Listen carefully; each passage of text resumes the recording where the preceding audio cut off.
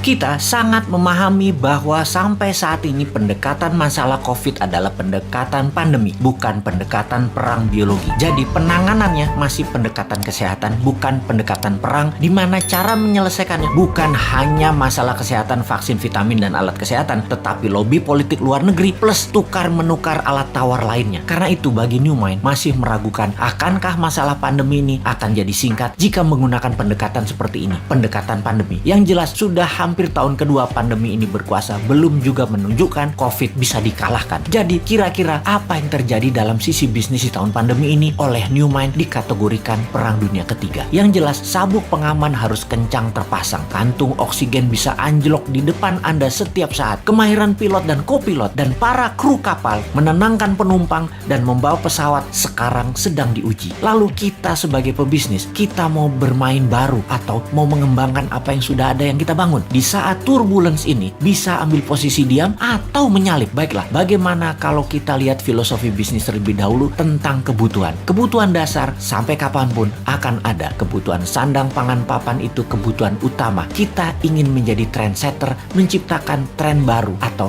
kita mau lebih tinggi lagi, yaitu pembuat tren, yaitu sebagai game changers, pembawa perubahan aturan main baru dengan membuat lantai dansa yang baru. Seperti Elon Musk dengan Tesla, dengan SpaceX-nya, dengan rencana tinggal di Mars. Itu game changers. Kita tahu sulit menjadi game changers seperti cita-cita New Mind yang mau ganti Old Mind di politik Indonesia 2024. Keras sekali perlawanan kaum Old Mind dan buzzer berjuang, dan buzzer rupiah berjuang membantai New Mind. Pokoknya jangan sampai New Mind berkuasa dan menjadi negara super power aja Indonesia ini. Tetapi sungguh New Mind tidak akan diam. Bagaimana kalau begini sahabat? Tak perlu kita fokus terlalu jauh dulu dan akan membuat Indonesia menang secepatnya. Lebih baik kita persiapkan diri kita untuk berdaulat dulu secara pribadi. Sungguh, sekali lagi sahabat, kita yakin dan meyakini bahwa New Mind pasti menang di 2024. Ini sebuah kepastian. Di tahun 2030 Indonesia 3 besar dunia. Ini kepastian. Di tahun 2045 Indonesia negara superpower. Itu suatu kepastian dengan syarat semua sahabat berdaulat secara ekonomi sekarang. Jadi saya sangat menyarankan dengan satu batu dua target kena,